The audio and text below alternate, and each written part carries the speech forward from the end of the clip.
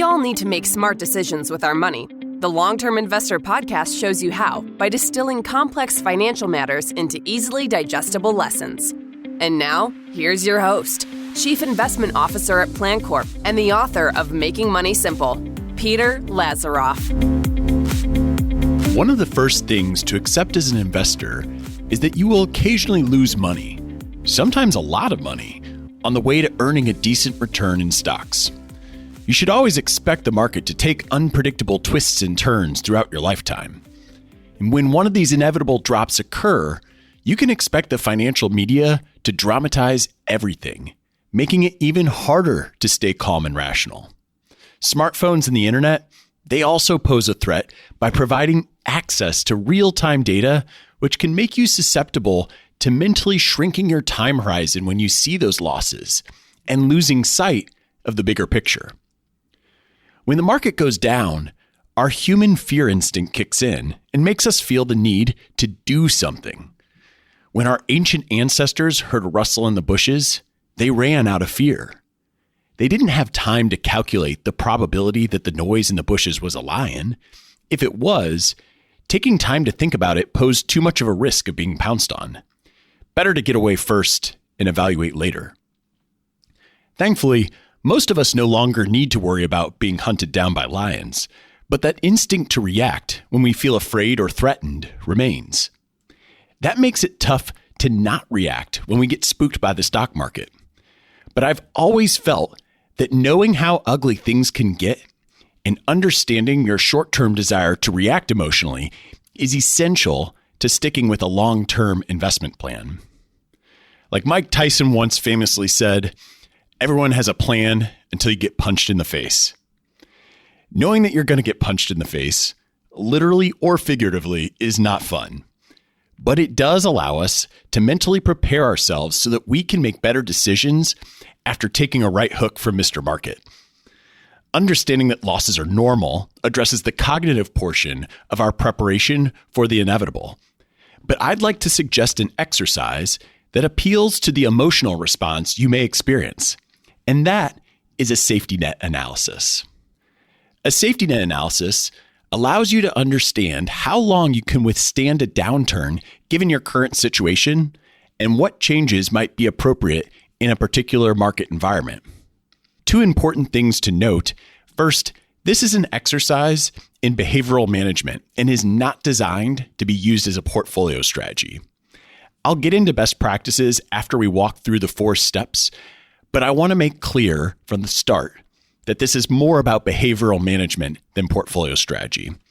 And second, this is an exercise that is most relevant for people living off their portfolio, specifically retirees.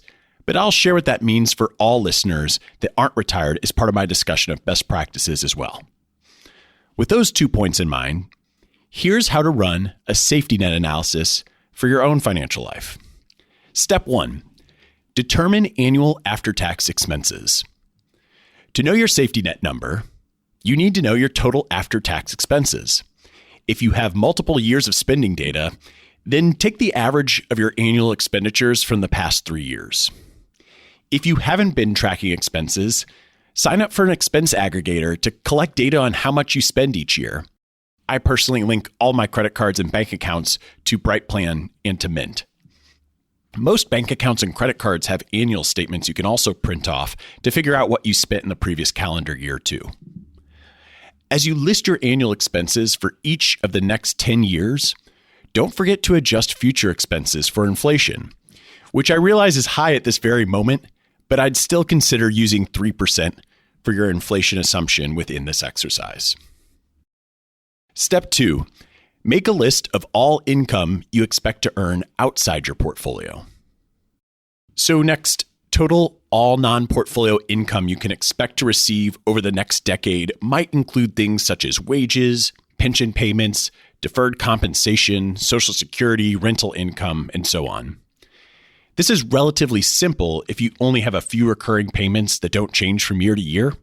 However, many investors have variable income in the years before and after the retirement date. For example, you may not take Social Security immediately upon retiring, and you and your spouse may take your benefits in different years. Or maybe you're a business owner who starts retirement by receiving payments from the sale of your business ownership. Perhaps you'll retire next year, but you'll be owed income from production in a previous calendar year. Think carefully about the different sources of your income and list out your projected annual income for each specific year. Step 3, estimate a yield on your portfolio. You can get a little creative here, but it's important to remain conservative. Let's pretend, for example, that the market has fallen and is never coming back. And in this scenario, you could take your total portfolio and assume it loses 30 or 40% of its value. A permanent decline of this magnitude is the ultimate doomsday scenario that is highly unlikely and thus keeps the analysis conservative. Now, let's assume your depressed portfolio value will yield 2% each year, which is not that far off from current yields on the S&P 500 and the 10-year U.S. Treasury. The assumptions made to this point are meant to simplify the process, but you can get as detailed as you want. For example, when we run a safety net analysis for clients, we apply different degrees of losses, recoveries, and yields to the various portions of a client's asset allocation. But for the purposes of doing this on your own, I'd lean towards keeping things simple, especially because it makes it easier to draw from cash and fixed income assets in the next step if necessary. Step 4, add up income and compare to expenses. So you total your expected portfolio income with your outside income and subtract that amount from your projected expenses in year 1. Ideally, you'll have enough income to meet your liquidity needs to support your lifestyle. If not, then remove funds from your portfolio to cover the difference between your annual after-tax expenses and total income. In years that you draw from portfolio assets to meet lifestyle expenses, remember to dial back portfolio income in the following year. And if you've separated your portfolio by asset class, then draw down on your cash assets first, followed by bonds. Continue this exercise year by year for 10 years. And remember, we built conservative assumptions into this basic model by assuming your entire portfolio declines in value and never recovers. Now we want to know how many years you can last without drawing on your portfolio during a downturn and avoid drawing on stocks at depressed values. After living through a financial crisis, which was one of the worst downturns since the Great Depression, and more recently, the sharp decline experienced in March 2020 at the onset of the pandemic, I've noticed investors are increasingly nervous about what the current market downturn experience will be. And this is particularly true for people in retirement or approaching it, since a market drop can threaten the comforts of their existing lifestyle. And while it's never fun to see your portfolio take a hit, losses are a normal part of investing. We should spend more time planning for volatility and potential losses than trying to predict when the next downturn will happen. The basic safety net analysis described above can be further customized to meet reality, but its primary purpose is to plan for downturns rather than predict them by appealing to our emotional part of the brain. Safety nets don't come in one size fits all, but know that the average bear market lasts about 2 years, so that's a useful starting point. Ideally, you want enough cash and bonds on hand to go several years without needing to touch your equity portfolio. If your safety net doesn't seem sufficient, consider having a financial advisor run a Monte Carlo analysis to test the likelihood of meeting your goals without running out of money.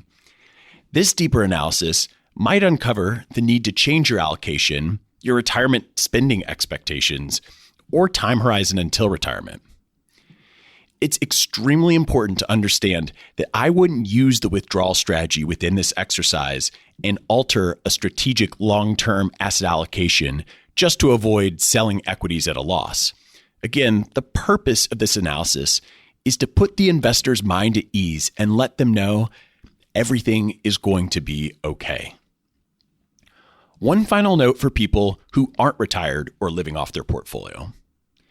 That running a safety net analysis doesn't seem to make sense for you, that says something in and of itself. If you don't need the money in your portfolio, then the temporary downturn isn't something that should be viewed as problematic. In fact, you should be viewing it as an opportunity to buy more at lower prices. That's what being a long-term investor is all about. For show notes, resources, and a place to submit questions, please visit thelongterminvestor.com. And don't forget to subscribe to the show so that you don't miss some of the amazing interviews that are coming out the next few weeks. Until next time, to long-term investing.